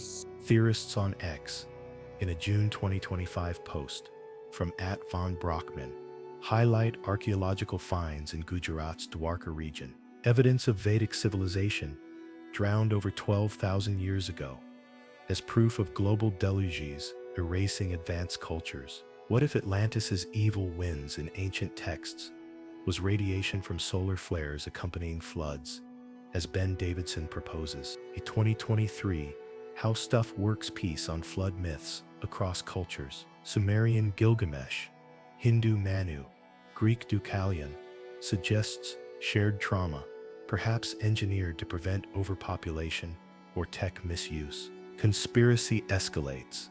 ABC News 2012 interview with Robert Ballard, finder of the Titanic, claims Black Sea evidence of Noah's flood as a real event around 7,000 years ago, but theorists extend it to multiple resets. The disappearance of these civilizations fuels darker speculations, intentional vanishing acts by elites or aliens.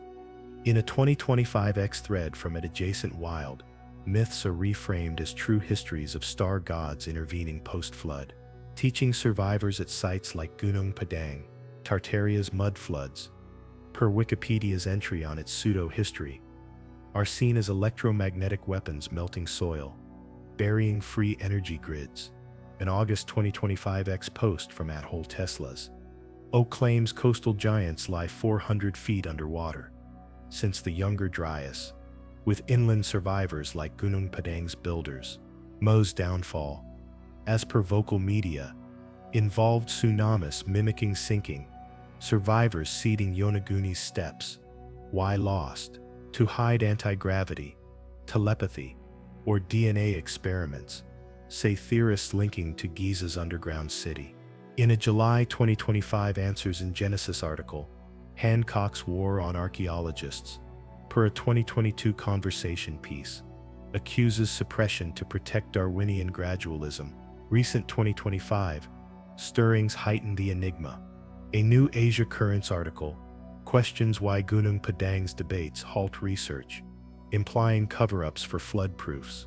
An post from @FMTH in August speculates Indian history's gaps from deliberate plagues post-flood. Atlantis theories on history. Com lists 6 possibilities, including Minoan Crete, but conspiracists favor Antarctic locations, thawed by shifts. KU's John Hoops, in Kansas Alumni Magazine, warns of pseudoscience's dangers yet admits flood evidence mounts. A 2025 from @Fask1 claims Tartaria built Giza and the Great Wall, submerged in mud. Another from @Nelly urges focus on Younger Dryas impacts over UFOs.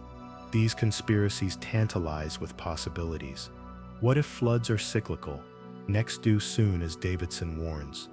Or if elites descend from Mu's royals, using FEMA camps as modern arcs? Gunung Padang's survival hints at deliberate high ground choices, while Yonaguni's depths guard Mu's gates. Göbekli's burials hiding from post-flood hunters. The tension builds. Do magnetic anomalies at these sites signal energy grids reactivating? As 2025 unfolds with new digs, perhaps truths surface or sink deeper into shadow. This web of deluges and disappearances leads us to reflections on history's implications, where lost worlds mirror our fragile present. As we draw nearer to the culmination of our nocturnal voyage through the enigmas of Gunung Padang on Epoch History for Sleep, I, Mr. Zizou, find myself reflecting on the profound ripples this ancient enigma casts across the waters of modern understanding. What does a hill in West Java, potentially harboring echoes of a 28,000-year-old civilization, mean for our contemporary grasp of humanity's journey?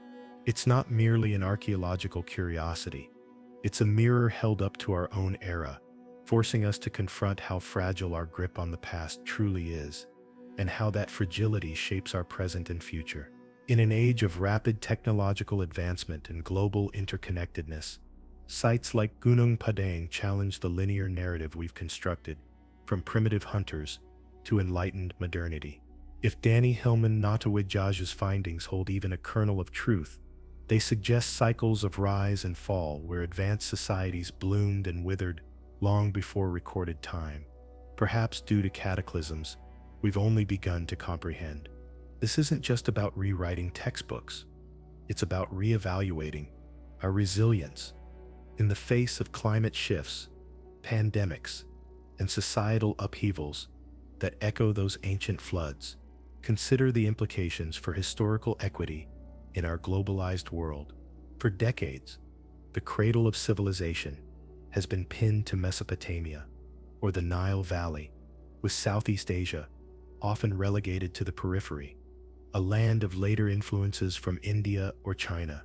Yet, Gunung Padang flips this script, positioning Indonesia as a potential epicenter of early human innovation.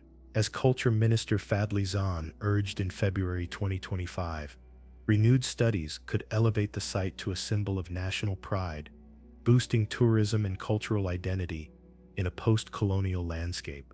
By July 2025, the Indonesian government announced plans to restore Gunung Padang in stages, starting with non-invasive surveys before excavation, a move that could transform it into a UNESCO contender and inject economic vitality into local communities. But herein lies the intrigue. Does this restoration signal a genuine quest for truth or a calculated pivot amid ongoing debates? Social media buzz, like a March 2025 viral image falsely depicting the site as a pristine pyramid bursting from the jungle, underscores how misinformation can amplify public fascination while muddying scholarly waters. In a world grappling with fake news and AI-generated content, Gunung Padang becomes a litmus test for discerning fact from fiction, reminding us that history isn't static. It's a living dialogue shaped by who controls the narrative. On a broader canvas, the site's acoustic anomalies and ancient cement formulations whisper possibilities for sustainable innovation today. If those stones truly resonate at frequencies aligning with human consciousness or geomagnetic fields, as preliminary tests suggest, could they inspire breakthroughs in renewable energy or wellness technologies? In our era of climate anxiety, where rising seas threaten coastal cities much like the submergence of Sunderland, Gunung Padang offers a poignant metaphor, a high-ground survivor amid deluge. Recent 2025 discussions on platforms like X highlight this, with users speculating on how the site's piezoelectric property, used generating electricity from vibrations, might parallel modern quartz tech in solar panels or medical devices. Yet the retracted 2023 paper lingers as a cautionary tale, retracted not for flawed data, but interpretive overreach, prompting questions about academic freedom in an interconnected world where funding and politics intersect. As Hillman pushes forward with new collaborations, including potential international teams for the 2025 digs, we must ask, will these efforts unveil chambers holding blueprints for lost technologies, or reinforce the site's status as a natural wonder enhanced by later megalithic additions? This reevaluation extends to our philosophical moorings. In a time when artificial intelligence blurs human creativity and ancient aliens theories gain traction on streaming platforms, Gunung Padang invites us to question origins. Were our ancestors guided by extraterrestrial intellects, as some X threads in 2025 propose, linking the site to Mu's crystal grids? Or does it affirm humanity's innate genius, capable of monumental feats without external aid? The site's potential as the oldest pyramid, as debated in a February 2025 Snopes fact-check debunking exaggerated claims, challenges Darwinian gradualism, suggesting leaps in cognition tied to environmental pressures like the Younger Dryas cold snap.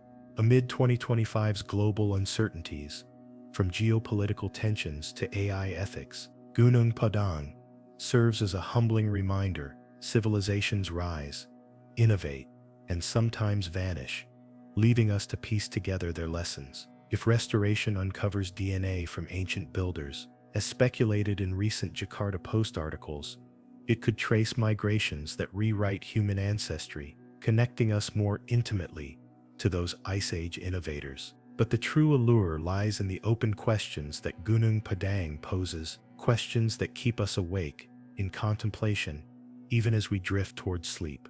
What cataclysm, comet strike, solar flare, or engineered reset erased the builder's legacy? And could similar forces loom today? As ex-user at Samoburger noted in August 2025, new digs seem imminent, potentially validating the site's 28,000-year-old layers, despite the retraction's shadow. Why do acoustic tests at the site evoke modern sound therapy? And might they hold keys to mental health solutions in our stressed society? If the cement's geopolymer secrets are unlocked, as hinted in 2025, Berita Nasional reports on the site's durability, could they revolutionize eco-friendly construction amid our housing crisis? And in linking to Yonaguni or Gobekli Tepe, does Gunung Padang hint at a prehistoric internet of knowledge, shared across continents before writing existed? These inquiries extend to ethics. Should we excavate fully, risking damage to a sacred indigenous site, revered as the mountain of enlightenment, or preserve its mysteries for future generations? Local Sundanese communities, as discussed in 2025 Antara News updates, view it as a spiritual nexus, where rituals continue amid restoration plans. In our diverse world, balancing science with cultural respect becomes paramount. Moreover, if Gunung Padang proves a pyramid older than Giza, as phys.org revisited in 2023, claims echoed in 2025, it democratizes history, empowering marginalized regions to claim their heritage. Yet the retraction's legacy prompts skepticism. Are we ready for truths that dismantle egos and economies built on outdated paradigms? I leave you with these lingering ponderings, seeds for dreams, where past and present entwine. Gunung Padang isn't just a relic, it's a catalyst for introspection in our fast-paced modernity, urging us to question, explore, and perhaps rediscover lost wisdom. What undiscovered chambers in our own history await? As restoration begins in 2025, per Java Private Tour's optimistic reports, the answers may soon surface or deepen the mystery. In the quiet hours ahead, let these questions guide your slumber, for in mystery lies the spark of enlightenment. Now, as we approach our final reflections, I'm eager to know, where are you tuning in from tonight? Perhaps a serene village in Bali, a bustling city in Tokyo, or a cozy room in London. And what's the hour there? As you ponder these ancient riddles with me, drop a comment below to share your corner of the world. Dear listeners, I feel a profound sense of wonder settling over us like a soft blanket of night. We've traversed the misty jungles of West Java, unearthed layers of ancient stone that whisper of forgotten epochs, and connected this enigmatic hill to a global web of mysteries. From the submerged steppes of Yonaguni to the carved pillars of Göbekli Tepe, and even the spectral legends of lost continents like Mu. Along the way, we've grappled with groundbreaking research from Dr. Danny Hillman Natawijaja, navigated the stormy seas of academic debates, and pondered the tantalizing artifacts that hint at technologies lost to time. Resonant stones, humming with unexplained frequencies, ancient cements, binding secrets in their matrix, and coins predating known economies by millennia. But beyond the facts and controversies lies the true essence of this journey, a reminder that history is not a closed book, but an ever-unfolding scroll, inviting us to question, dream, and seek the truths hidden in the shadows of the past. In this conclusion, let us pause to absorb the profound implications we've uncovered. Gunung Padang stands as a sentinel against the arrogance of modernity, challenging us to reconsider humanity's timeline. If its deepest layers truly date back 28,000 years, as Hillman's geophysical scans suggest, it shatters the notion of linear progress, proposing instead cycles of brilliance and oblivion. We've seen how this site echoes global flood myths, from Noah's Ark to the Epic of Gilgamesh, potentially memorializing real cataclysms like the Younger Dryas event that reshaped our world 12,000 years ago. The acoustic anomalies, stones vibrating at 440 Hz, aligning with ancient harmonics, evoke possibilities of lost sciences, sonic levitation for construction, or energy harnessing that could inspire today's renewable innovations. And the 2025 updates only heightened the intrigue. In January, the Indonesian government pledged further archaeological missions to unearth its mysteries, followed by Culture Minister Fadli Zon's February call for renewed studies amid heated debates. By July, plans were announced to restore the site in stages, beginning with non-invasive surveys before physical work, as reported by Antara News. A March YouTube update from a PhD scientist delved into the ongoing controversy, suggesting mainstream archaeology's resistance might stem from paradigm-shifting fears. Even viral images falsely portraying the site as a pristine pyramid emerging from the jungle, debunked in March, underscore the public's insatiable curiosity. These developments, unfolding right now in 2025, position Gunung Padang as a living mystery, one that could soon yield new chambers, artifacts, or even DNA traces, rewriting our ancestry. Yet as captivating as these revelations are, they leave us with more questions than answers, lulling our minds into contemplative repose. What cataclysm truly buried these ancient builders? Comet impacts, rising seas, or something more orchestrated? If the site's energies align with Earth's magnetic fields, could they hold keys to healing or free power in our energy-hungry world? And why the persistent pushback, from the 2024 paper retraction to halted digs in 2014, mere academic caution, or a deeper agenda to safeguard secrets that might disrupt our societal foundations? In linking to Yonaguni's underwater terraces, potentially 20,000 years old, or Göbekli Tepe's 11,000-year-old enclosures, Gunung Padang hints at a prehistoric network, shared knowledge diffused across now drowned lands, perhaps from Mu's fabled realm. As restoration progresses this year, per the government's July pledge, we stand on the brink. Will it confirm a natural formation enhanced by megalithic additions, or unveil proofs of an Ice Age empire? These open enigmas invite you to drift into sleep with visions of terraced pyramids under starlit skies, where the past whispers guidance for our uncertain future. The mystique of Gunung Padang extends far beyond its physical form, weaving into the very fabric of human consciousness and our understanding of civilization's ebb and flow. As we've journeyed through the labyrinthine corridors of this ancient enigma, we've encountered not just stones and soil, but the echoes of a profound question that has haunted humanity since we first gazed up at the stars. Are we alone in our ingenuity, or part of a grander cosmic narrative that spans eons? The implications of Gunung Padang's potential antiquity ripple through multiple disciplines, challenging archaeologists, geologists, anthropologists, and even philosophers to reconsider fundamental assumptions. If the site truly represents a 28,000-year-old construction, it doesn't merely push back the timeline of human achievement. It fundamentally alters our understanding of cognitive evolution, social organization, and technological development during the Paleolithic era. Consider the profound cognitive leap required to conceptualize and execute such a monumental project.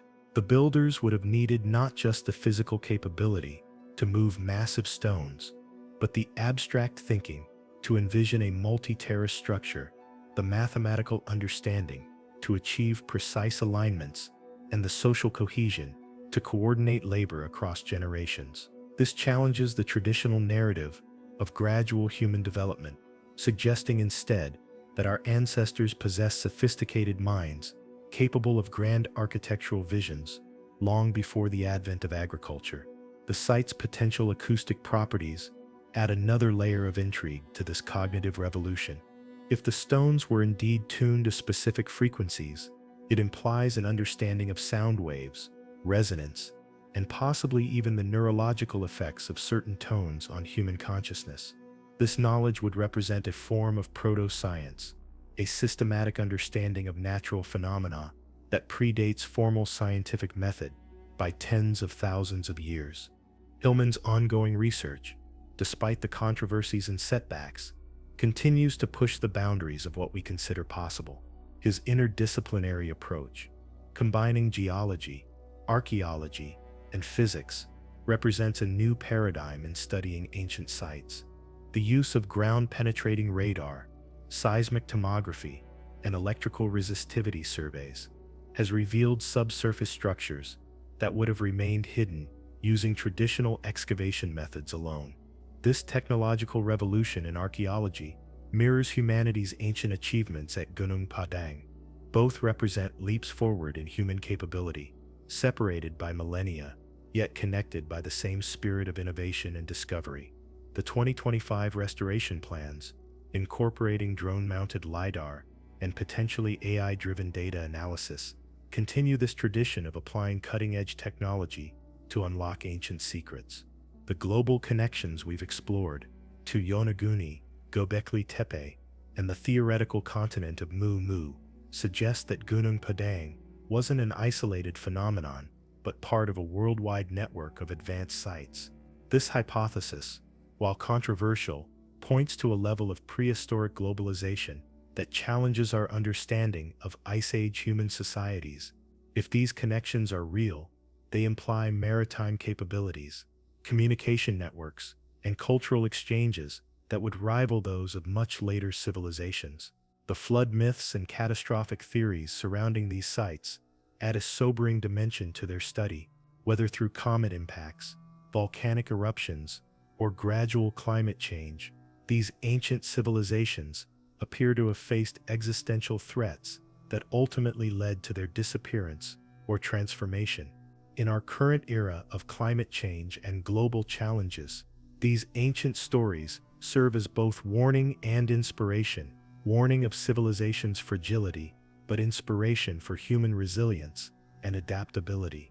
The conspiracy theories and suppression narratives surrounding Gunung Padang, while often dismissed by mainstream academia, raise important questions about the politics of knowledge and the power structures that influence scientific discourse.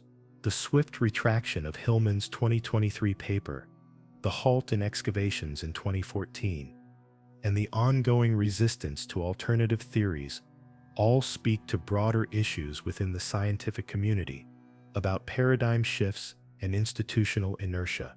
Yet perhaps the most profound implication of Gunung Padang lies not in what it tells us about the past, but what it reveals about the present. In our hyper-connected, technologically advanced world, we sometimes forget that human ingenuity and spiritual insight are not modern inventions. The site reminds us that our ancestors possessed the same fundamental human qualities that drive innovation today: curiosity, creativity, and the desire to reach beyond the limitations of their circumstances. The Sundanese people's continued reverence for the site as a sacred mountain of enlightenment provides a bridge between ancient wisdom and modern understanding. Their oral traditions, passed down through generations, may contain encoded knowledge about the site's true purpose and meaning. In our rush to apply scientific methods and technological tools, we must not overlook the invaluable insights held within indigenous knowledge systems. As we look toward the future, Gunung Padang offers several practical applications beyond its historical significance. The ancient cement formulations discovered at the site could inspire new approaches to sustainable construction materials. The acoustic properties might inform developments in sound therapy, architectural acoustics, or even alternative energy systems. The site's apparent earthquake resistance could provide insights for modern seismic engineering. More fundamentally, Gunung Padang challenges us to expand our conception of human potential. If our Ice Age ancestors could achieve such monumental feats, what might we accomplish with our current knowledge and technology? The site serves as a reminder that human achievement is not limited by the tools available, but by the scope of our imagination and the depth of our determination. The ongoing restoration efforts in 2025 represent more than just archaeological investigation. They symbolize humanity's endless quest to understand its origins and potential. Whether the new excavations confirm or refute the most extraordinary claims about Gunung Padang, they will undoubtedly contribute to our understanding of human prehistory and the complex factors that shaped early civilizations. As we contemplate the mysteries of Gunung Padang, we're reminded that history is not a fixed narrative, but a constantly evolving story, enriched by new discoveries and reinterpreted through fresh perspectives. Each layer of stone, each artifact, each acoustic anomaly adds another chapter to the grand tale of human achievement and aspiration.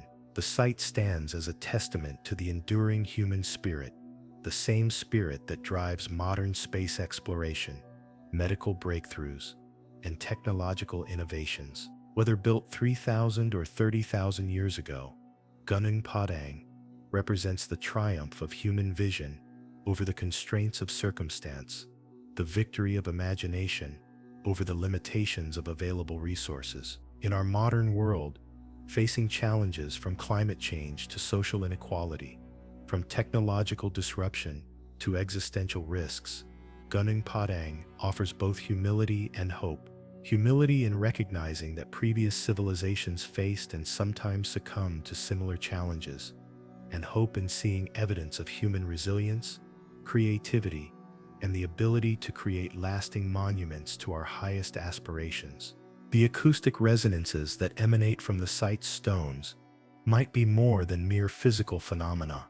They could represent the harmonic frequencies of human potential itself, vibrating across the millennia to remind us of what we are capable of achieving when we align our efforts with natural forces and cosmic rhythms. As we stand on the threshold of new discoveries at Gunung Padang, we're participants in an ancient tradition of human inquiry and wonder. The same curiosity that drove the site's original builders to arrange massive stones in precise configurations drives modern researchers to peer beneath the surface with sophisticated instruments. The same spiritual yearning that led ancient peoples to create sacred spaces continues to inspire contemporary seekers of truth and meaning. The debates and controversies surrounding Gunung Padang are themselves part of its significance. They remind us that knowledge is not handed down from on high, but emerges through rigorous questioning, careful observation, and sometimes heated disagreement. The tension between conventional archaeology and alternative theories reflects the broader dynamic between established paradigms and emerging possibilities that has always driven scientific progress. Whether Gunung Padang ultimately proves to be a natural formation with later human modifications, an impressive but conventionally dated megalithic site, or truly the world's oldest pyramid, its impact on human consciousness and scientific inquiry has already been profound. It has forced us to question assumptions, expand methodologies, and consider possibilities that challenge our comfortable narratives about human development. The site's influence extends beyond academic circles into popular culture, inspiring documentaries, books, and online discussions that reach millions of people worldwide. This democratization of archaeological inquiry, while sometimes leading to misinformation, also represents a healthy public engagement with questions about human origins and potential. In the end, Gunung Padang serves as a mirror, reflecting not just ancient achievements, but contemporary hopes and fears. It embodies our longing to connect with something greater than ourselves, our desire to find meaning in the vast sweep of cosmic time, and our persistent faith that human beings are capable of transcending the limitations of their historical moment. Now, my fellow seekers of the shadows, as this four-part odyssey draws to a close, I extend a gentle call to action, one born from the shared passion that unites us in these late-night reflections.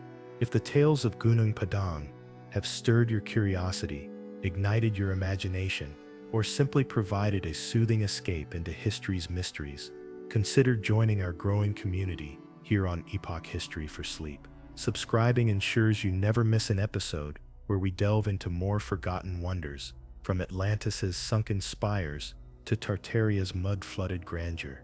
And if these narratives resonate with you, turning on notifications will bring each new adventure straight to your device, like a midnight messenger from the past. Sharing this series with friends who share your fascination for the unexplained could spark discussions that uncover even more truths, perhaps in the comments below, where I'd love to hear your thoughts.